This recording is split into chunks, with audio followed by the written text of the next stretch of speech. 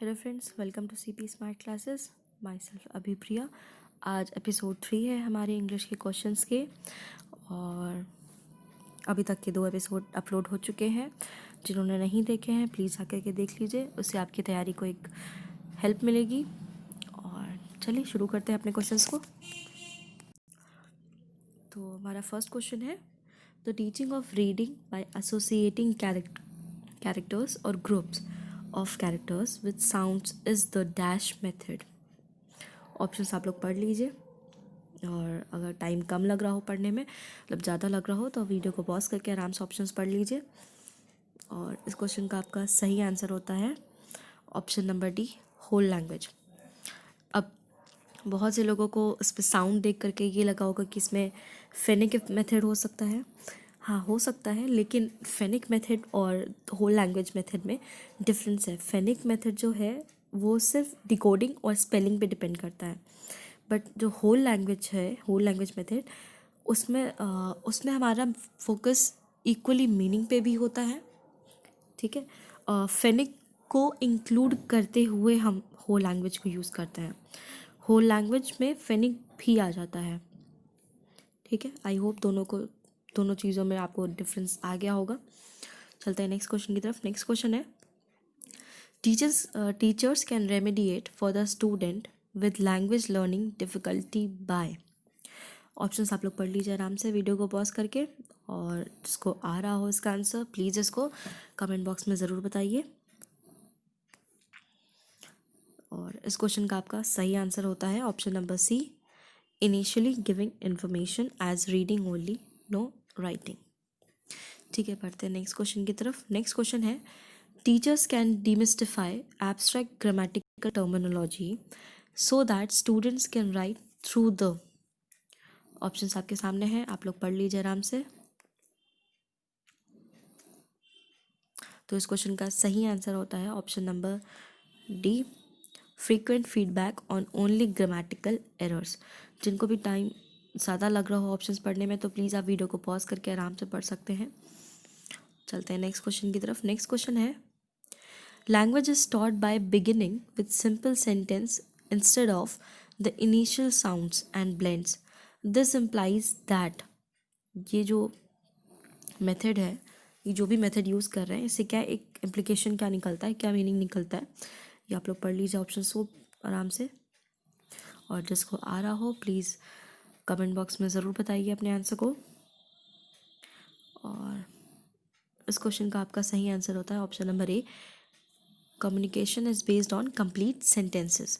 तो ये जो सेंटेंस दिया था क्वेश्चन में, language is taught by beginning with simple sentence instead of the initial sounds and blends, इससे हम क्या इन्फर कर सकते हैं, that communication is based on complete sentences. Okay, पढ़ते हैं नेक्स्ट क्वेश्चन की तरफ। नेक्स्ट क्वेश्चन है, which activity best supports the practice of speaking skills. ये तो बहुत ईजी क्वेश्चन है, आई होप सबको आता होगा। तो कोशिश करिए, अपने जवाब को आप कमेंट बॉक्स में ज़रूर लिखिए। ऑप्शंस आप लोग पढ़ लीजिए वीडियो को पॉज करके आराम से।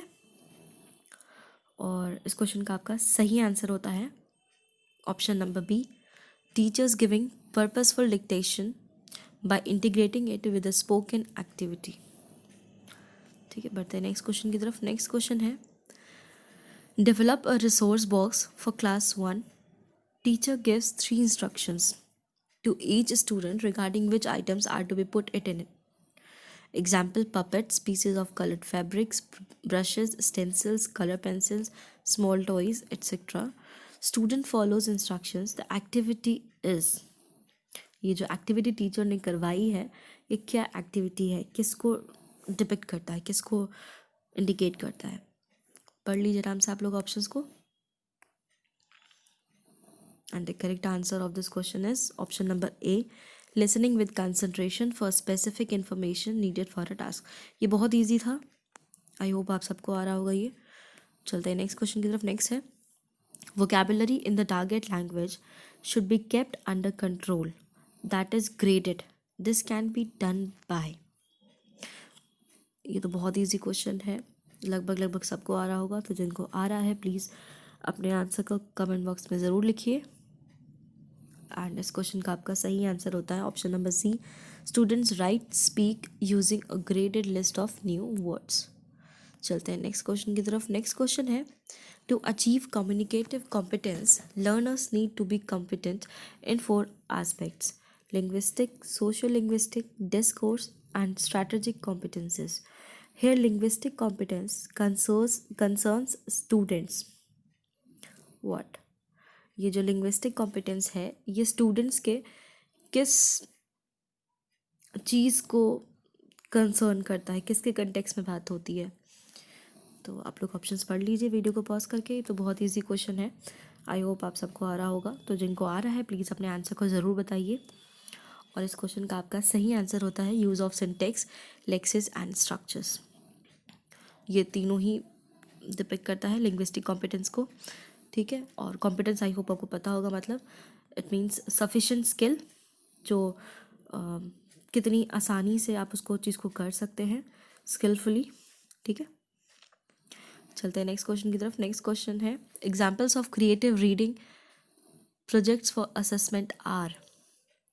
ये जो क्रिएटिव रीडिंग देते हैं हम बच्चों को, ये किसका असेसमेंट करने के लिए होता है। ऑप्शंस आप लोग पढ़ लीजिए। जिनको टाइम ज़्यादा चाहिए प्लीज़ वीडियो को पॉज करके आराम से ऑप्शंस पढ़ लीजिए, क्योंकि ऑप्शंस थोड़े बड़े हैं, जल्दीबाजी मत करिए आंसर देने में। तो इस क्वेश्चन का सही आंसर होता है option number B, surfing the internet for related information. चलते हैं नेक्स्ट क्वेश्चन की तरफ। नेक्स्ट क्वेश्चन है, the teachers cues for activities are given in the first language. In a second language class, this dash exploits the communicative potential of a given structure. Means तो बाकी options आपके सामने हैं, question को आप आराम से दोबारा रिपीट करके पढ़ सकते हैं। बहुत इजी क्वेश्चन है, अगर इसको एक्सप्लेन कर दिया तो आराम से पढ़ लेंगे, मतलब समझ जाएंगे आप। थोड़ा सा प्रयास करिए आंसर देने का।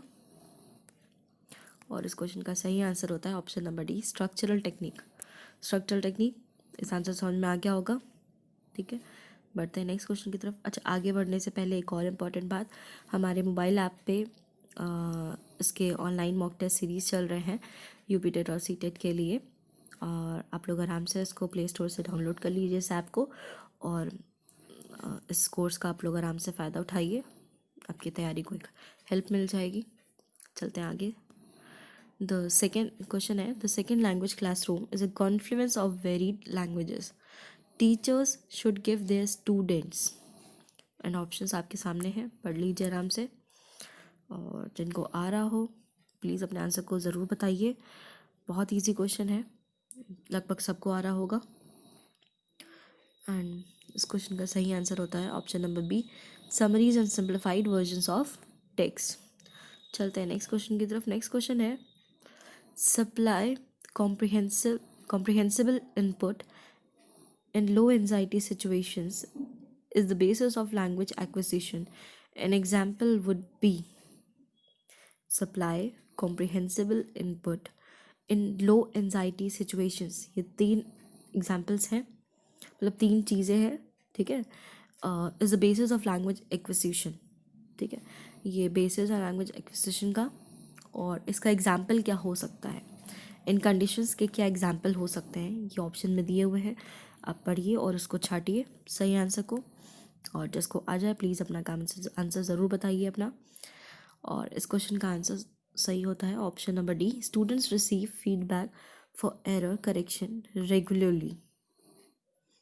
ठीक है, जैसे जैसे बच्चा फीडबैक लेता जाएगा, ठीक है, फीडबैक लेगा रेगुलरली, एक उसको कॉम्प्रिहेंसिबल इनपुट मिलेगा, लो एंजाइटी सिचुएशन होगी, एक सप्लाई होगा इनपुट का, मतलब करेक्शन का सप्लाई होगा उसको। एक होता है ना सप्लाई, जिसको करते हैं सामान पहुंचाना, तो वही चीज़ है, फीडबैक मिलेगा बच्चे को, करेक्शन करने के मौके मिलेंगे उसी सप्लाई से, कॉम्प्रिहेंसिबल इनपुट की तरह इस फीडबैक को फीडबैक होगा।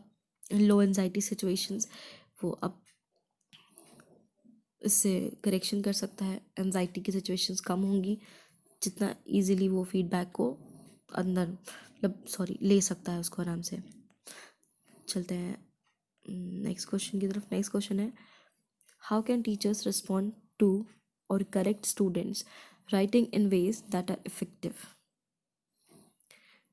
ऑप्शंस आप लोग पढ़ लीजिए, और इस क्वेश्चन का सही आंसर होता है option number B, writing detailed comments in the margin. ठीक है, करेक्ट करने का तरीका एक बहुत इफेक्टिव होता है। ये जो करेक्शन होता है वो आप मार्जिन की साइड में डिटेल्स में लिख सकते हैं, और ये पता होना चाहिए आपको। आप लोग आगे फ्यूचर टीचर हैं आप लोग, तो आप लोग को पता होना चाहिए। चलते हैं नेक्स्ट क्वेश्चन की तरफ। नेक्स्ट क्वेश्चन है, some parents of students with learning difficulties may have unrealistic expectations from their children, the teacher can support such students by. बहुत इजी क्वेश्चन है, लगभग सबको आ जाएगा अगर आराम से आप पढ़ते हैं ऑप्शंस को। बहुत इजी क्वेश्चन है, तो कोशिश करिए सब लोग आंसर कीजिए इसको। और इस क्वेश्चन का सही आंसर होता है option number C, providing instructions for dealing with the students at home.